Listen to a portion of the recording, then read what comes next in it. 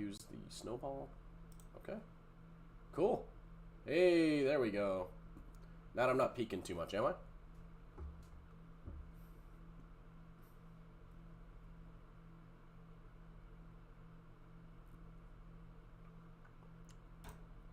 Natty?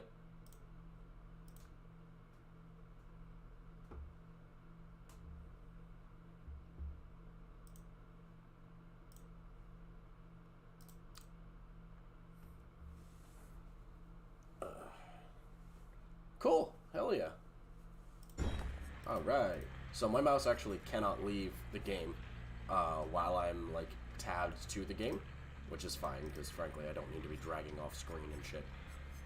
But yeah, here we go. It is nice to be able to stream once again. I will have to inform the idiots about this. And, yeah. So, this is Dead by Daylight. I'm not sure if you've ever seen anybody play it, Nat. I play the Wraith, who is Funky Bing Bong Boy. He plays pretty much every match by being invisible for a short period of time, generally scoping out the map and then becoming uninvisible and raging hell on the fucking survivors for it. I have a lot of offerings to send to map, but I don't really want to use those. I would rather use up some of my blood points ones, but I don't really have any that are a good one. I don't know how to work deviousness. So, we will go to Rift, actually, because I have some rewards I need to claim. So, I didn't actually claim challenge rewards. Here we go.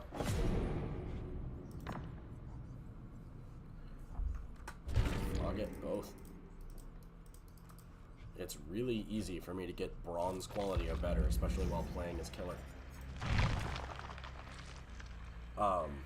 So the way Dead by Daylight's like progression works, you have the Blood Web. The Blood Web is where you go to buy new perks, upgrades of current perks you have. So, for instance, I have this copy of Bloodhound. It's considered rare. In the Blood Web, there's this copy, which is very rare.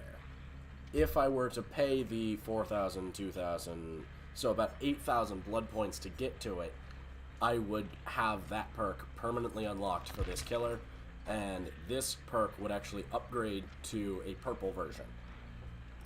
And that's going to stay true for all of the perks that I normally run, which are Shadowborn, so my field of view is wider. Jolt, which is putting a survivor in the dying state with a basic attack, causes all generators within a radius to explode instantly and begin regressing. They immediately lose 6% of their progress. This one is up to 4 hooks are changed into Scourge hooks. As long as I'm not within 24 meters of them, they are 15% faster. And then this one is 100% of the time, crows will give me a visual cue when I'm within 20-meter range. It is a cooldown of 5 seconds. So if a survivor is anywhere the crows can see, the crows will give me a notification while I'm running by. I am out of survivor pudding, which is kind of annoying, but it is what it is. I'm not going to take this Memento Mori, even if it would be kind of funny to just fucking murder the last survivor. I don't think it's necessary, and frankly, I don't have issues killing the survivors.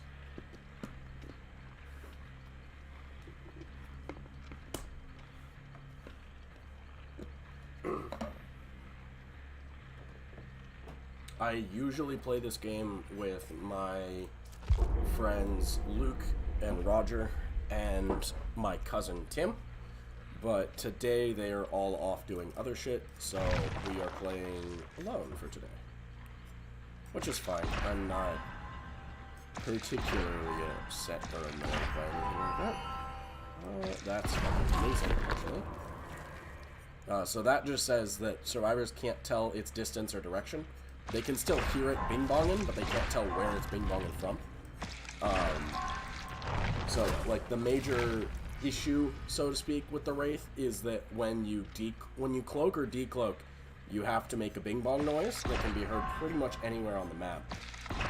And I usually do it. Yeah, I'm going solo today. I usually do it to fuck with the survivors. Like, I'll just stand behind them and ping pong, because I think it's funny. But, you know. I don't need that. I would like to get Deerstalker. Deerstalker is, you can see downed or dying. So, I call them downed. The game calls them dying. They are lying prone on the ground. They're kind of hard to see normally. But with that perk, you can actually see their aura hanging out on the ground. Okay, we got a full lobby full of people who are ready to go. That's nice.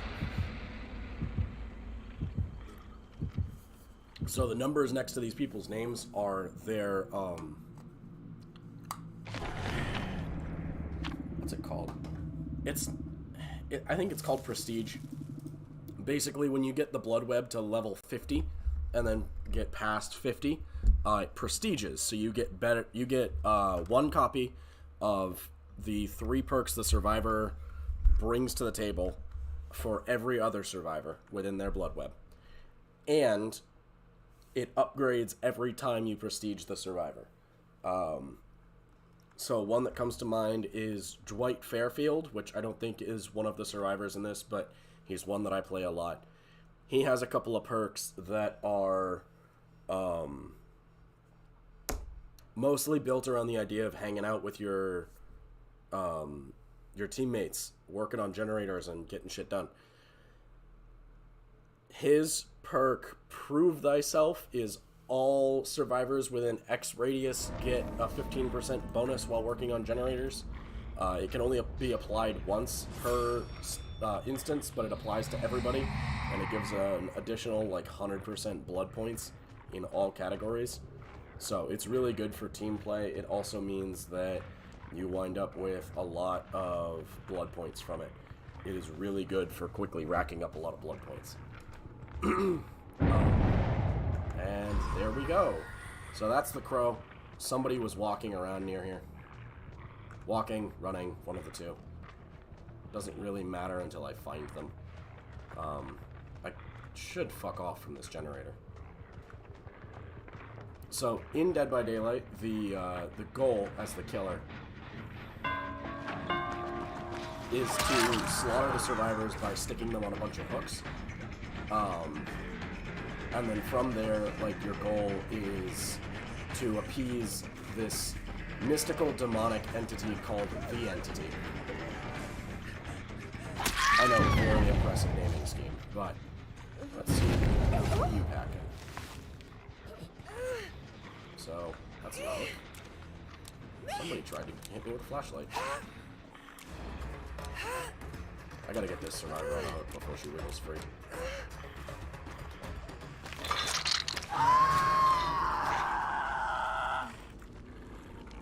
Where'd that mechanic go? What the hell? Okay. Oh, there she is.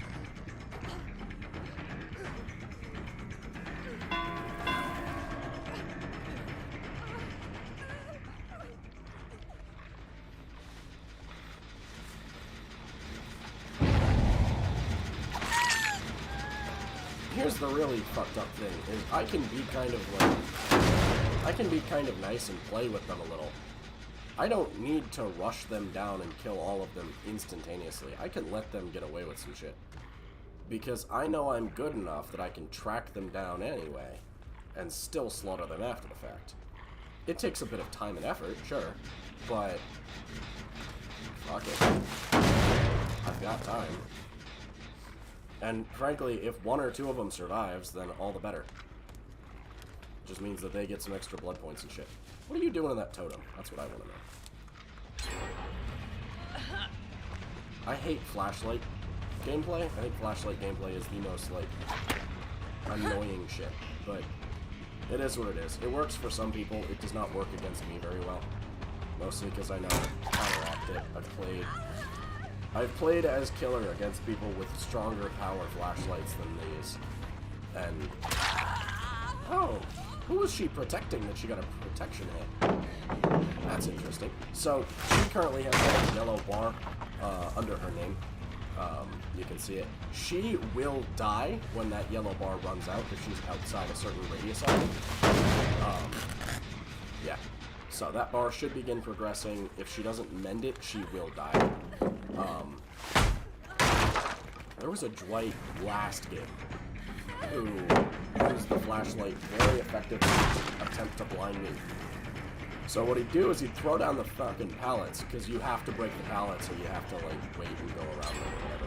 I don't like being looped like this. This is annoying. I know what she's gonna do. She's gonna slam the pallet in my face. Come here. So I just got a buff called Bloodlust. Yeah, there you go.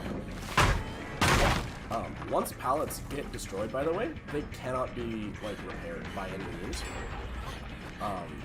There are a couple of perks that let you reset pallets, but none that let you repair them once they're broken. So it's a permanent waste if they get busted. But you'll notice, like, they're already almost done with the generators. I'm not really all that worried about it. This is one of the exit gates, so the survivors have to, like, power all of the generators. So they have to fix all the generators, then they have to get to the gates and open them up. And once they do both of those things, they can leave. At which point, like, the trial, so to speak, is over. I no longer have any hand in trying to kill them.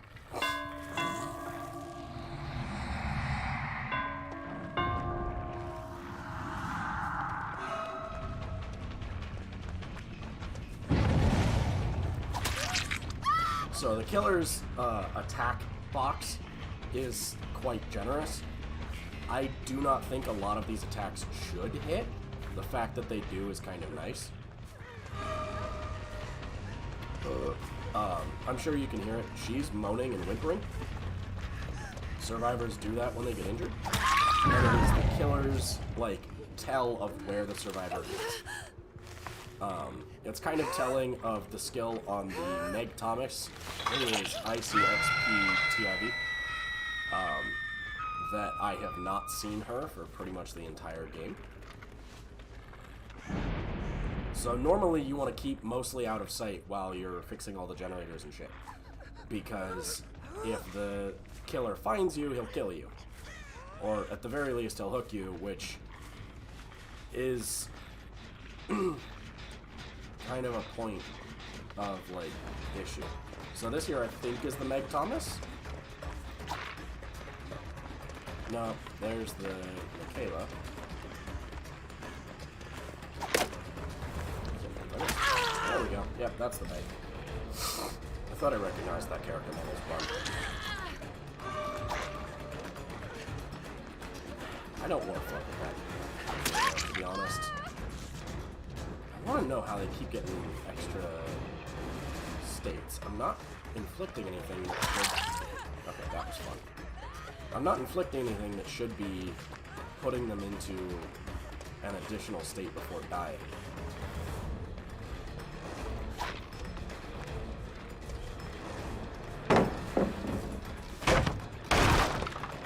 I don't know. Sometimes the game is just nice to you. Anyways. So the crows actually will gather around survivors that are standing still for too long. They will also fly when the survivor starts moving too fast. There are a couple of perks as a survivor you can take that'll stop the crows from doing that, but by and large, crows do what crows do, and they're a good way for the killer to be aware of them.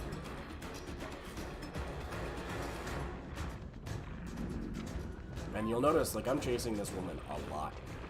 Mostly because the odds of me locating her again during this match are pretty low. They're already down to one generator. If they can complete the one generator without, like, messing around too much, they win, more or less. I don't think I'm going to be able to guard both gates that successfully. And the fact that she's leading me back through the building while her teammates are working on the generator is a bad idea. And of course I know they're working on the generator because it just blew up. Which means that one of them was up here and failed a skill check. Yep, there we go. So now the exit gates are open, which they have to go to and open them themselves, but they're powered so they can actually leave. They just have to get there, open them, and then leave. And you will notice I am much faster while cloaked, but I also cannot attack while cloaked.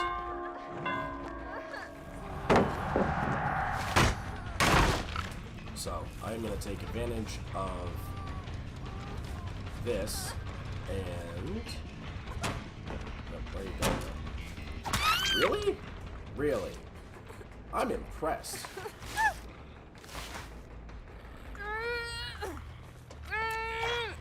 Yep. That is the only good thing about flashlights, is they can make you drop a survivor you're carrying.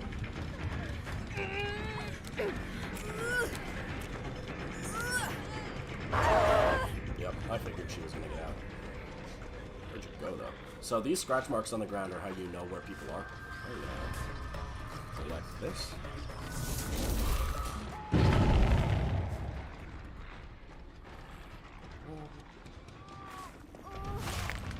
Oh, hi, how are you? I usually hang back and wait for them to slam the pallet down, because either they do or they don't. Frankly, it doesn't matter to me if they do or don't. Here. I'll just open it. Fuck it.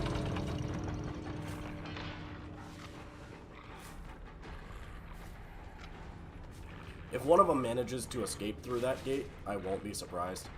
Or if the rest of them, to be honest. It wouldn't matter to me if they did or didn't. I have not played a bad game. I didn't play a necessarily great game, but I didn't play a bad game.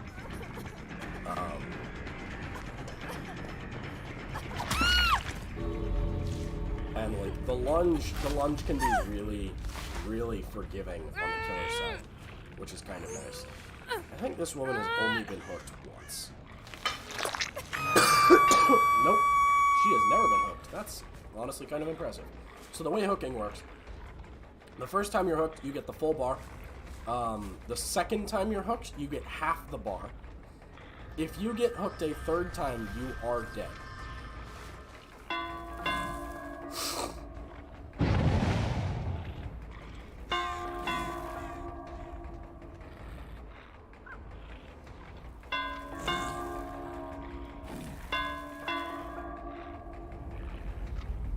Yeah, these two are just kind of messing around. I wonder if the other two are going to realize that this gate is cool.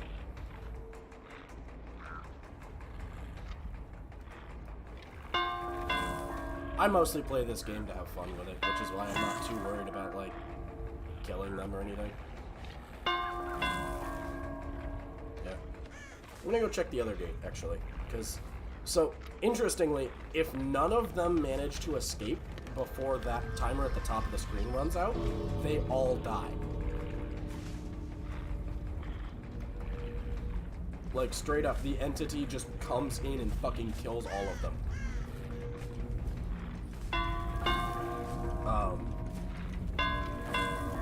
And they're kind of running out of time to dick around a little. So I think those two are probably going to book it just before the timer runs out. Oh, there goes one of them. Okay, all of them are over there. That's fine. Yep. And there goes the last one. Yep. Yeah, it doesn't take very much for me to get bronze. I don't need to play particularly well to get bronze.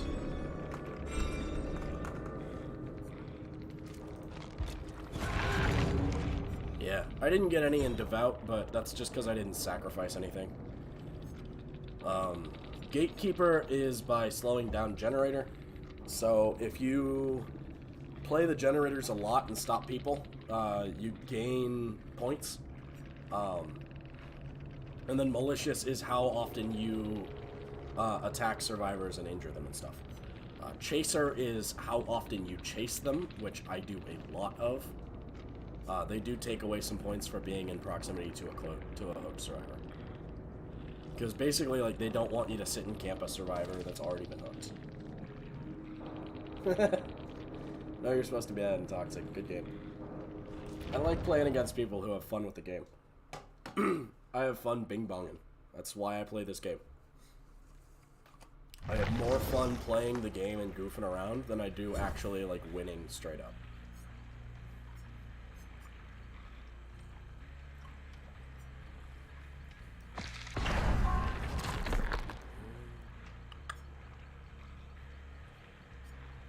So these items here are add-ons for the Wraith's power. And I have a couple of them, but not a lot that I want to use up. And they vary from brown, which is the worst tier, to I think the best you can get is called iridescent, and it's bright red.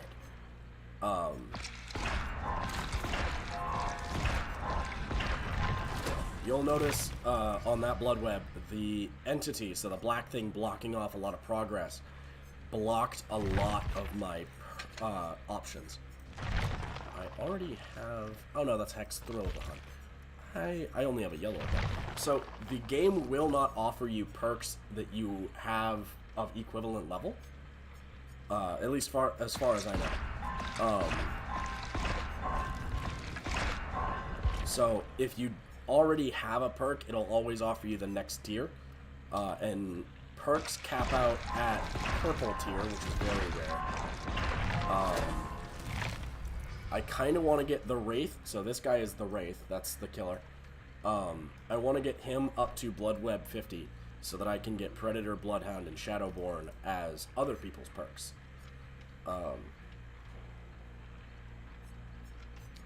This perk would have been really nice for blocking those players in the last match. It's called Claustrophobia. What it says is, every time a generator is repaired, all windows and vault locations within 32 meters of it blocked for the next 20 seconds. That one, I think when it caps out is 48 meters? I think is its top distance. But I don't remember. I'd have to get into a custom lobby for it. And here we go. So this is Shadowborn, which is the perk that I currently run. Your field of view is 15 degrees wider than normal. As it is now, I do not have the points to pick it up, but I do have the points to get to it. So pretty soon I will have the highest tier of Shadowborn. It's not strictly necessary, but it makes a lot of seeing survivors do weird shit in like the sides a lot easier. So this perk here is Bloodhound. Fresh blood is considerably more discernible than normal and can be tracked for 4 seconds longer than normal. It's not as useful because I don't focus on bleeding players. I focus on their scratch marks. There's another perk that makes scratch marks closer together and easier to spy, but I don't run that one in online play. I run that one in customs. And actually, I think I can pull up my customs now. So my custom loadout, so these are, in customs, all of your perks are maxed out. I like playing Spies from the Shadows. Yeah, it caps out at 36 meters. This one is 32 meters, 20% faster when not within 24 meters. Yeah, so overall, not some bad perks for like what I've got, but they're not great either. Let's see if I can find the ones I normally run.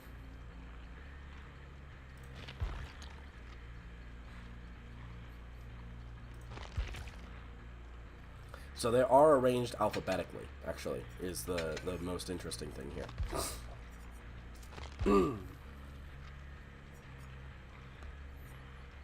And a lot of these are labeled Hex. What Hex means is somewhere on the map there are little skull totems. Those little totems, when you have a Hex perk, will have the Hex on them. A survivor can come by and snuff out that Hex, at which point you lose the perk's effect. I think you can go to a totem and play another copy of the Hex, but honestly, if you're doing that, I think you're wasting too much time. They're good, like, instantaneous goes, but they're not really useful unless your Hex totem spawns in a weird place where it's really hard to find them. Let's see.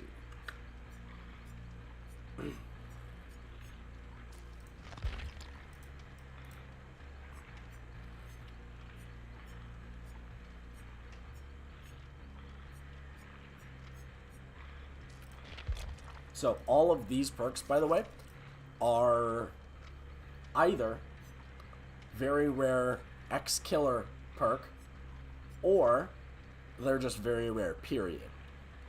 And a lot of these killers I do not have.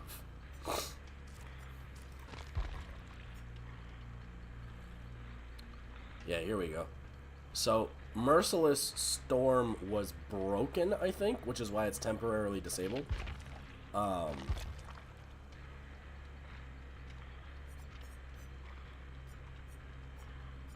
I have to find out all of the perks. So, I like to run Iron Maiden. I'm sure you've seen the red lockers dotted around the maps. Those are hiding places for survivors. A survivor can duck into those and hide there. They suffer a status effect called blindness, which stops them from seeing, like, the auras of things around them. But they also are quieter in the locker, and they are very hard to find if you're not actively looking for them.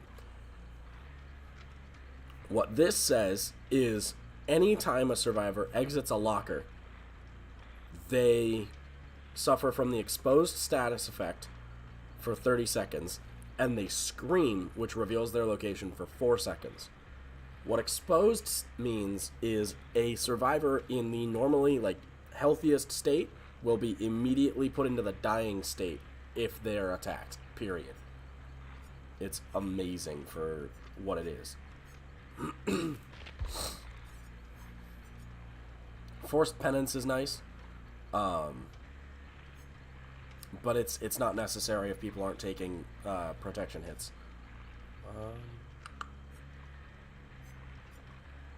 I don't usually focus on Hex perks a lot.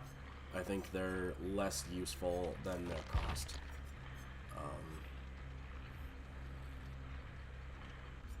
Hubris would be fine if the players were going to do a lot of stunning. Iron Grasp is a good one to offset another perk. So survivors have a perk called Boil Over. You'll see it, it's a bucking bronco is the image for it. Basically what it says is your wiggling is a lot stronger, and you will wiggle faster to get off the killer's shoulder. What Iron Grasp says is, no you don't.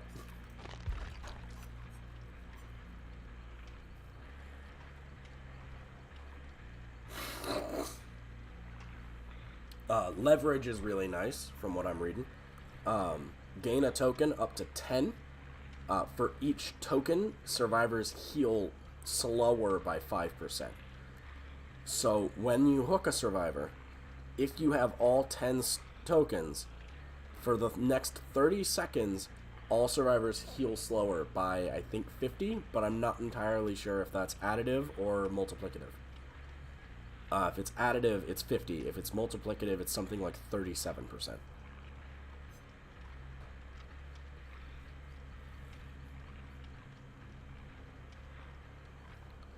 Monitor and abuse is fine.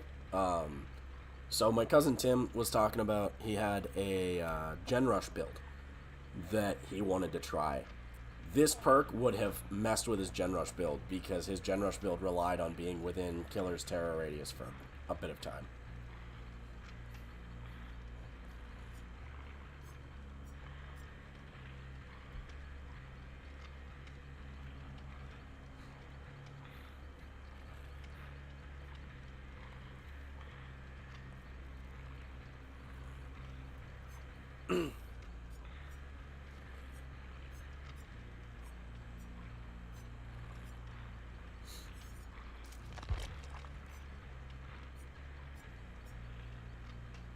Yeah, here it is. Predator. Scratch marks left by survivors will spawn considerably closer together. Basically what that says is, so survivors, when they run, they leave scratch marks all over the ground. It's like the entity's way of making things easier for you. What that means is their scratch marks are now so close, if you're looking for scratch marks, you will find them.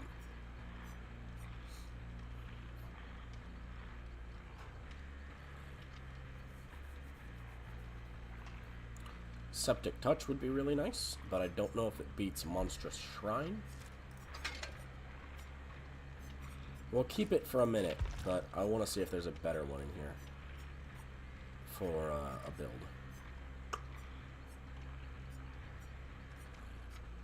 So Unrelenting is nice. It's just recuperate faster from missed attack. Whispers is fine. It just means that when you hear whispering, you're within 32 meters of a survivor, which Spies from the Shadows already basically does.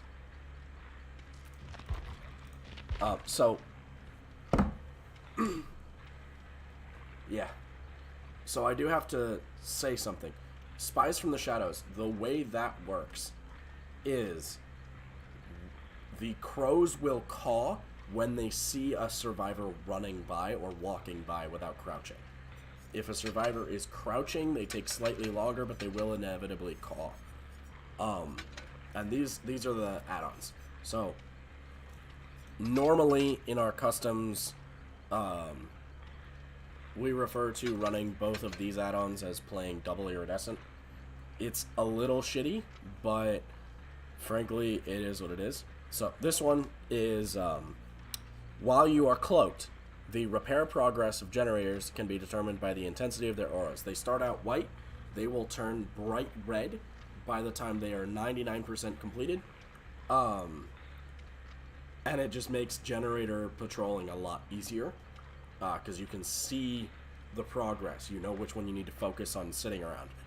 This one is the Wailing Bell is completely silent. Which is ridiculously powerful when you're just sitting around with a bunch of friends and you don't want them to know that you're over there bing-bonging.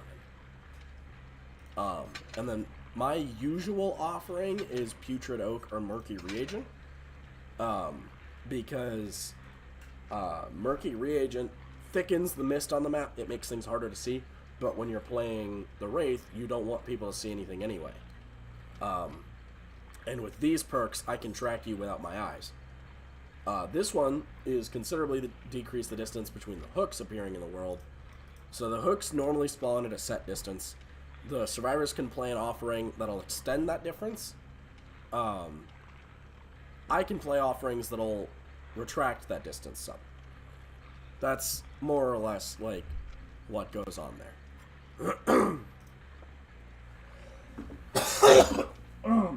Shit. And in case you couldn't tell, I am still very sick. So I'm just trying to take it easy. But this is, I think for now, my go-to killer build.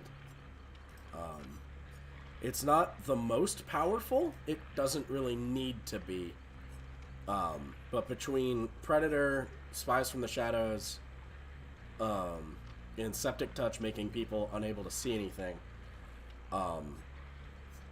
you know, I can track them a lot easier than they can track me. And now for the survivor side of things, I play Dwight Fairfield. I like my Dwight.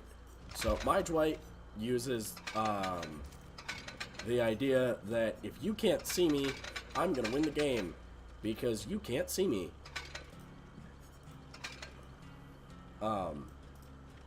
So I dress my Dwight in the darkest attire I have access to. All of my stuff is free customizable stuff, by the way. And here are my online perks for when I decide to play Dwight. I have Self-Aware, Spine Chill, Plunderer's Instinct, and Premonition. And the only one of these that changes at all is Plunderer's Instinct. So Self-Aware is you can see your own scratch marks at all times.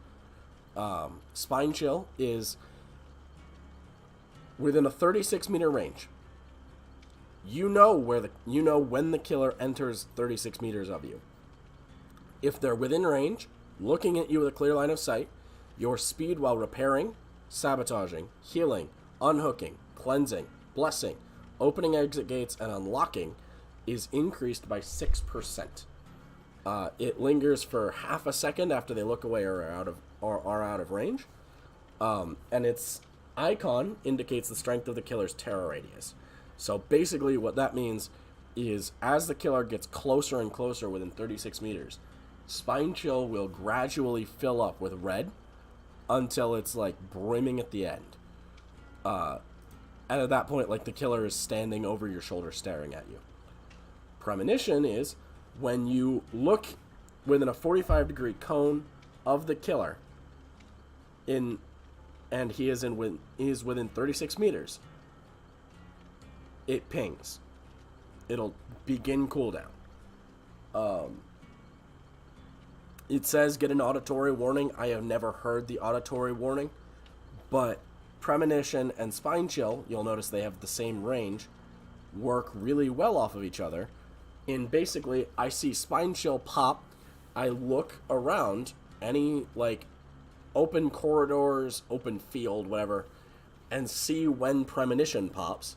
When Premonition goes off, I know which direction the killer is in, and can therefore get the fuck out of Dodge.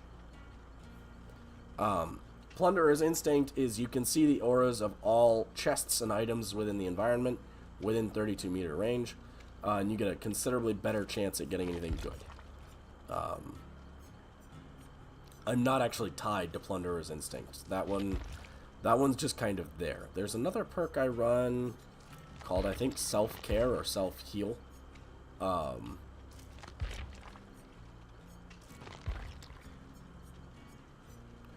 Nope. Yeah, Self-Care. Unlocks the ability to heal yourself without a healing item at 35% of the normal healing speed. Basically, what happens here is I can see my own scratch marks. I know how close the killer is, roughly. I know which direction the killer's in. And I'm able to heal myself.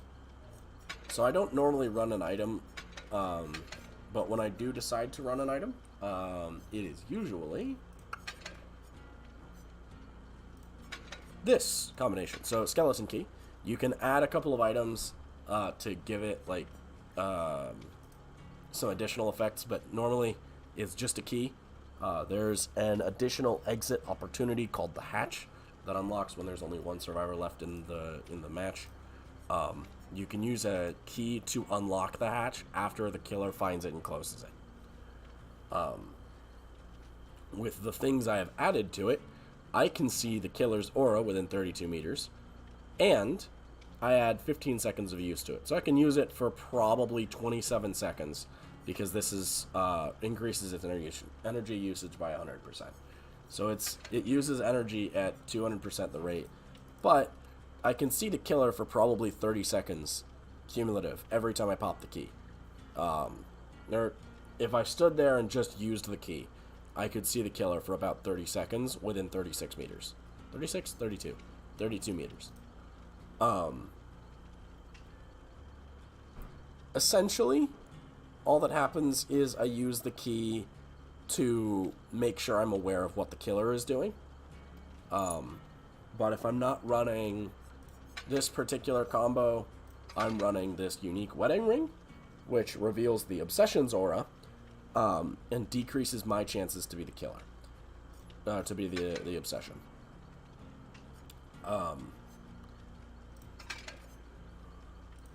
And then I might run this one. Gold Token. Reveals survivor auras when within 48 meters. So I can always see the Obsession. If I use the ability, I can see survivors too. And then my usual offering for this is the coin, because then the entity creates 2 more chests. And this is my usual survivor Dwight Fairfield build.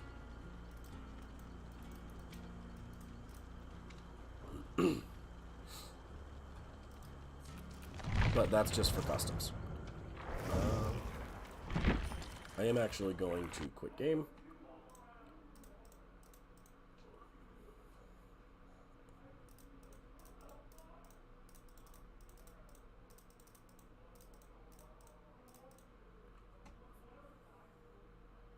Alrighty. Do we have any opinions for what I should play next? Or should I just start listing shit that I feel like playing and let y'all make a decision?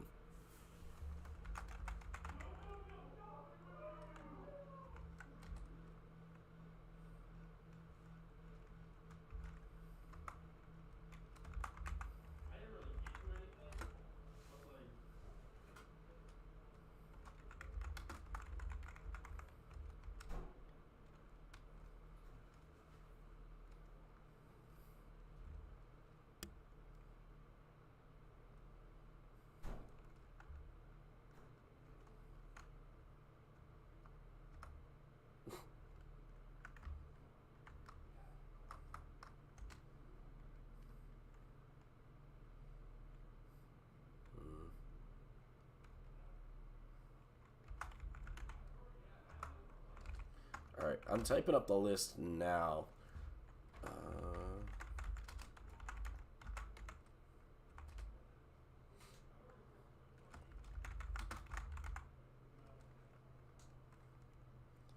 So we have, it looks like 5 options. And they are that. So take your picks accordingly. I need to find a way to do like polls and stuff, but I feel like that's a bit above my pay grade. Which is to say, I'm not getting paid, and I'm not doing it until I'm getting paid. But it wouldn't hurt for me to figure out how to do it.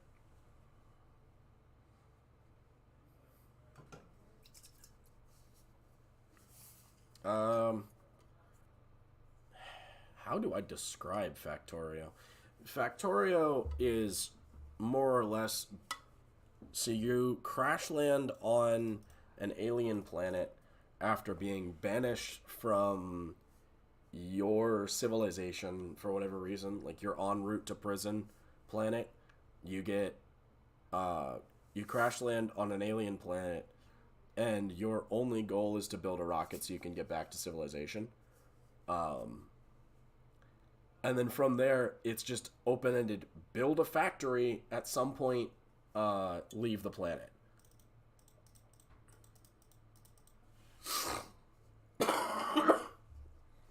While this boots up, I'm going to go get some water. I will return.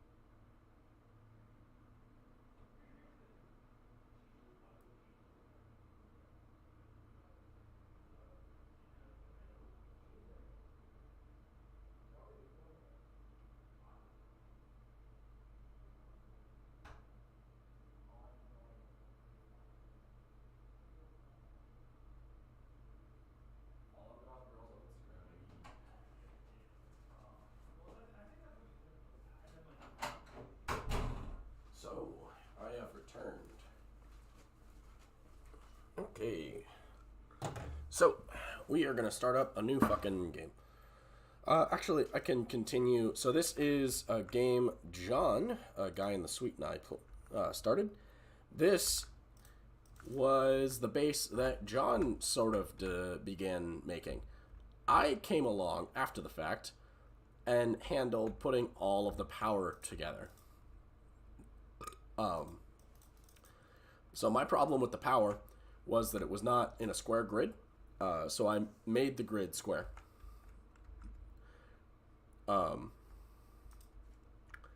Basically, how it happens is, for some reason, John is obsessed with making sure that all of his power is kept on burner inserters and stuff. Which I have never actually had the problem of my base running out of power, but apparently John has added enough that he makes sure that his entire power setup is on burner inserters and stuff. You'll notice this is a really long line of science buildings. They are allegedly here for a reason. I could not tell you what that reason is.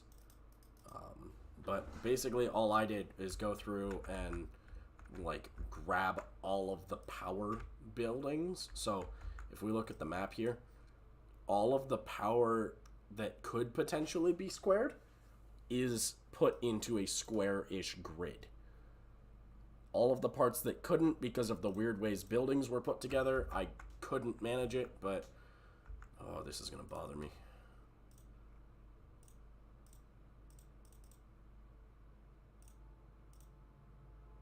There we go.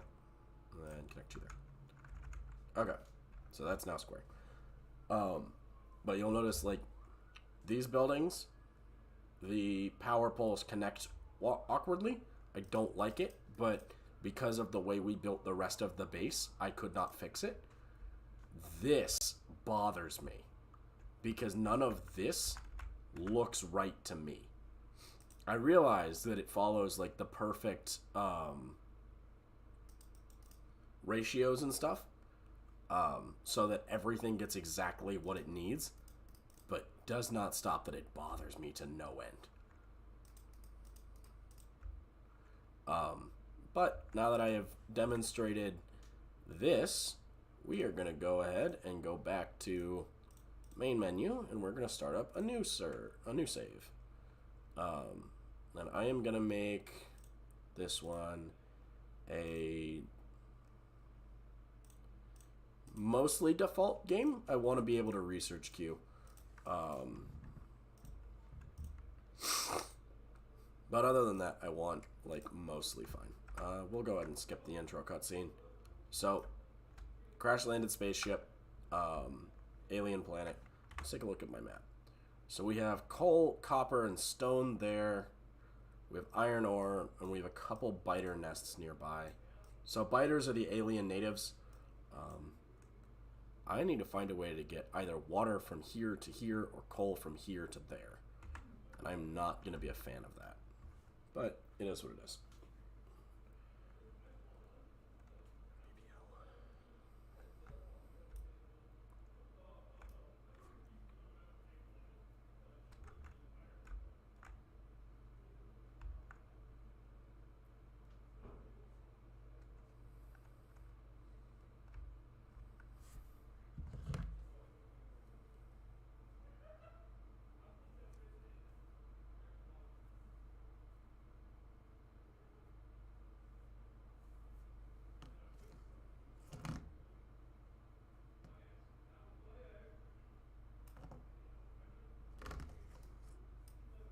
I don't know how I could reach something way over there, but I can't reach that, apparently. Like, that's just weird to me.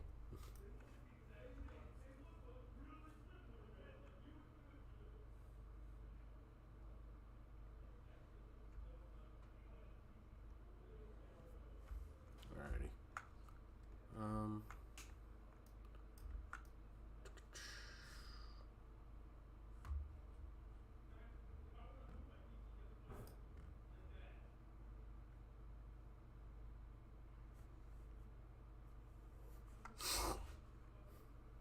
I'm going to assume that that means be back later.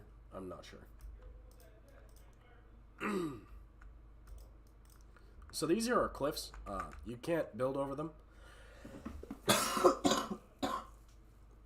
Though you can eventually get explosives and blow them up.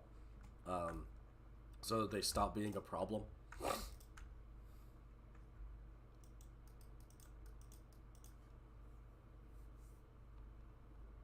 I'm going to kind of wander a little bit. I want to get a scope of where everything is, like, resources-wise, and how many biters I'm going to have to slaughter to get where I want to be.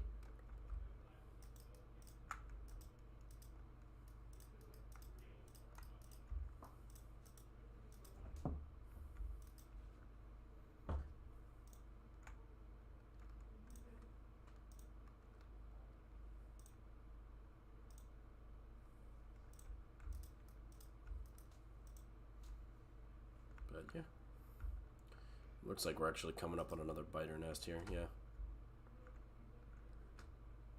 I do not like the biters by any means, and they do not like me. But as long as I'm not producing any pollution, they will not actively come fight me, which makes my life a bit easier.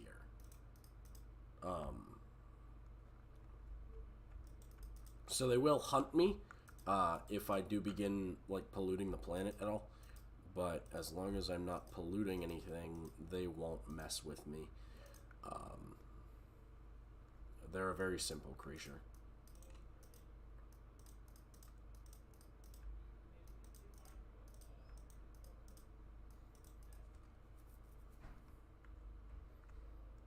Nat, was there any game you wanted to see that wasn't Factorio? Me wandering for the next 20 minutes?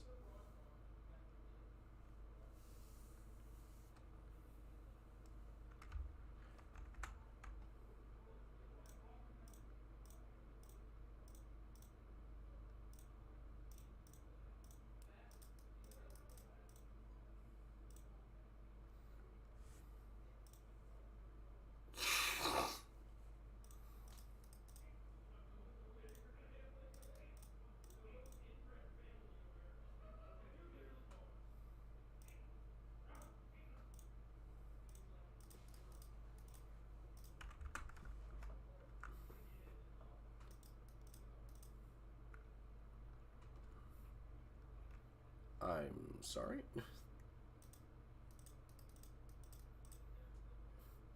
Run that one by me again, hon?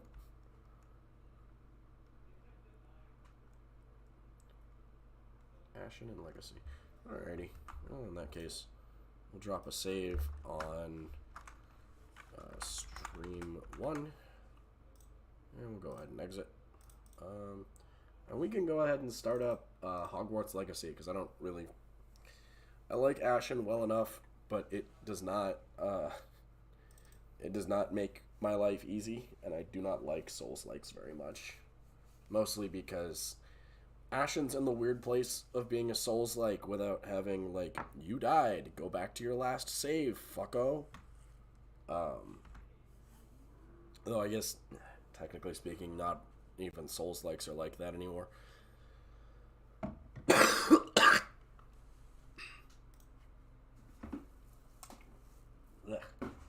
Fucking hacking up my lungs over here. Oh well.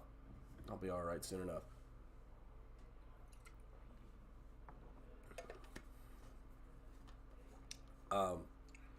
Let's see.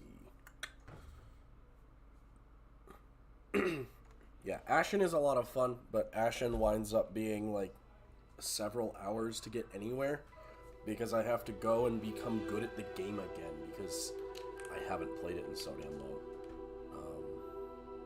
I think that really should be like the limiter for the list itself, is whether or not I'm good at the game. Because if I'm not good at the game, why would I play it?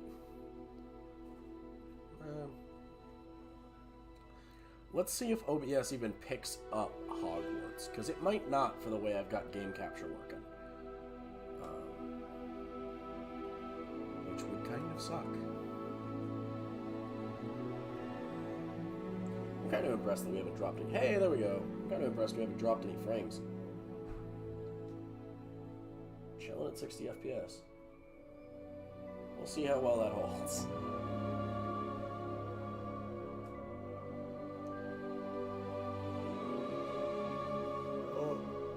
Alrighty. So we have to sit through it, prepping the shaders and everything else, but it'll be alright.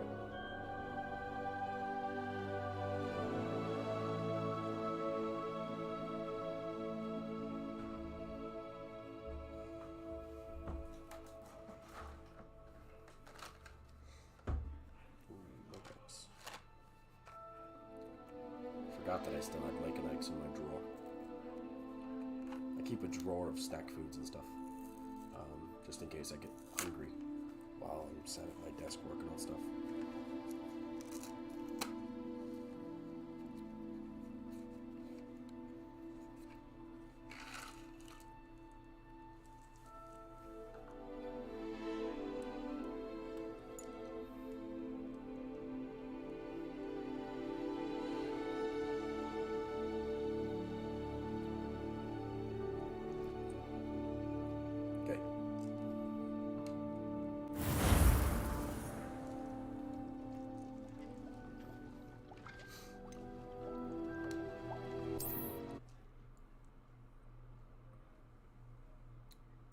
Music is a little loud compared to you. Okay. I can find a way to fuck with that. So I think I can edit that using the Xbox shit. Tell me if that did anything? Of course, obviously it has to be making sound for that, but, you know.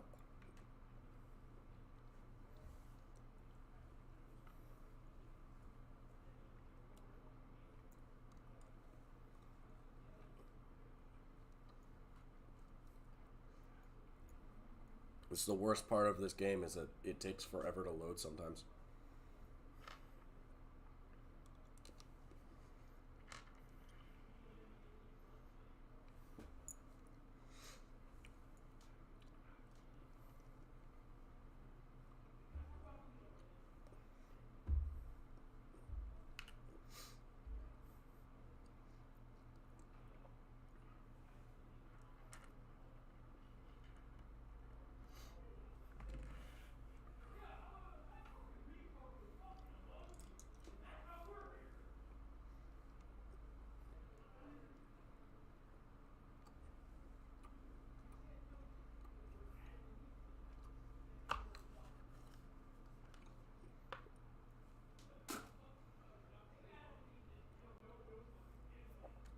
And it crashed. Hey, that's a problem.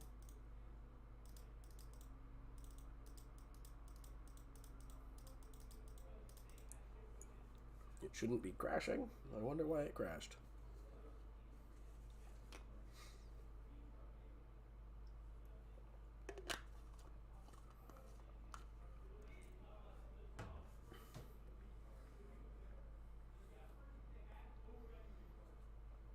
So we'll see. We'll see what's going on here. Well, okay. Actually, yeah, that might be the problem. Is I might have to update my graphics driver, which really should not be a difficult process. I just have to do it.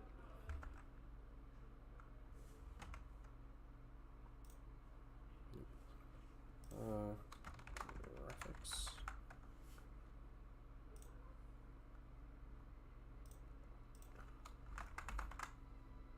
Check for updates.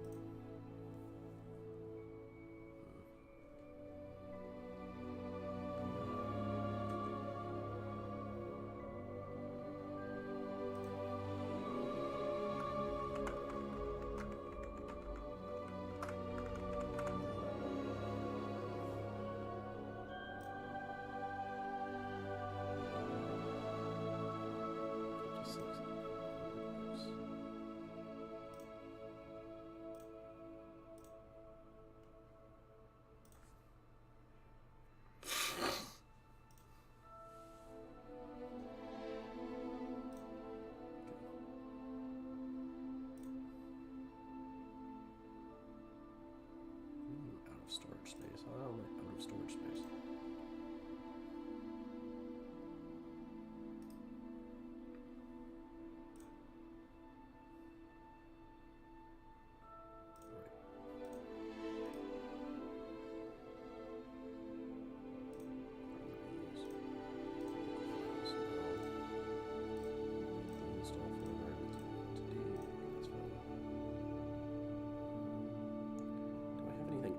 On C, I might be able to move to D. Isn't like 8 megabytes. Why do I still have Snog?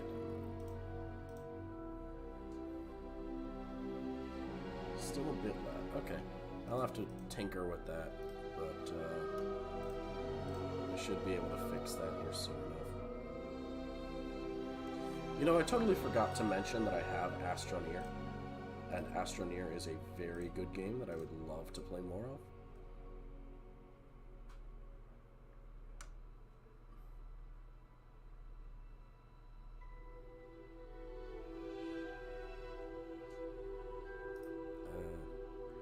Fuck it, I don't play MCC enough.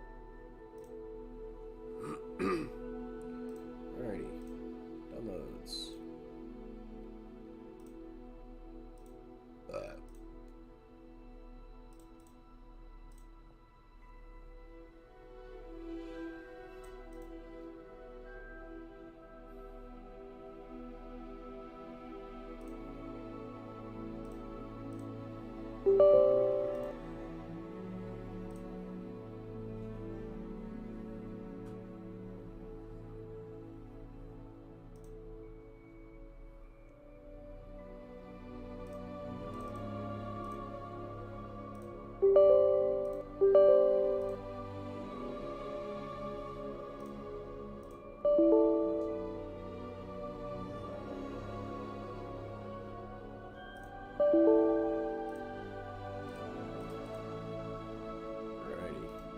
should be drivers updated mostly. Nah, because it's gonna do the thing. Okay.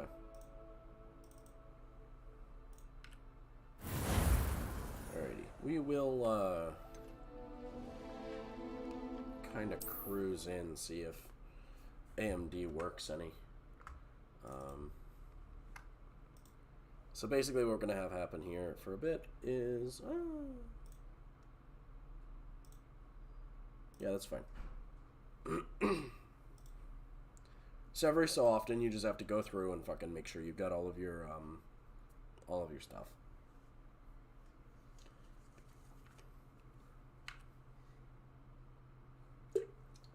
All of your stuff updated. I probably need to set it up so that's like once a month on the first of every month. I'd go through and check, but I don't honestly play enough games that have that high of a requirement. So frankly, I'm very rarely worried about it.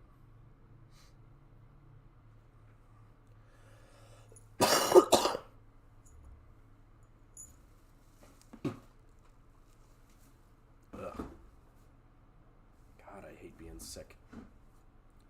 Anyway, if I'm gonna tinker with the sound anymore, it's probably gonna be the game settings itself and not with the Xbox stuff.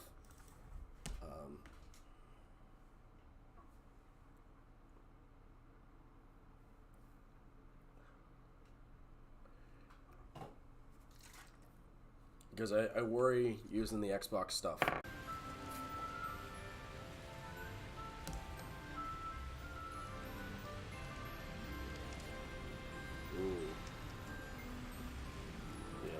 Dropping a lot of frames. Of course, on my end, like, it looks fine, but I guess for OBS, yeah, sick does suck. You can hear me all right, right? No problems.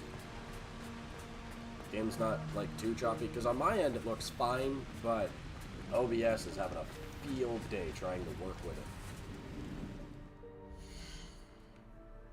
it. Might need to tone down those graphics. Well, no, because it's medium on me. Do it full screen.